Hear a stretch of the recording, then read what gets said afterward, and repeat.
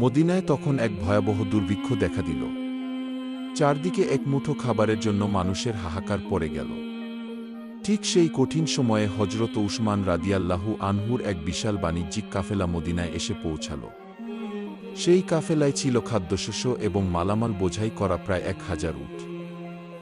মদিনার বড় বড় ব্যবসায়ীরা এই সুযোগে বেশি লাভের আশায় উসমান রাদিয়াল্লাহু আনহুর কাছে ছুটে এলেন। তারা চাইলেন সাধারণ দামের চেয়ে কয়েক গুণ বেশি লাভে সব মালামাল কিনে নিতে। কিন্তু উসমান রাদিয়াল্লাহু আনহু মুচকি হেসে তাদের প্রস্তাব ফিরিয়ে দিলেন। তিনি বললেন, আমি এর চেয়েও অনেক বেশি লাভ দেওয়ার এক ক্রেতা পেয়ে গেছি। ব্যবসায়ীরা খুব অবাক হয়ে জানতে চাইলেন, মদিনায় আমাদের চেয়ে বড় ব্যবসায়ী আর কে আছে যে আপনাকে এত লাভ দেবে?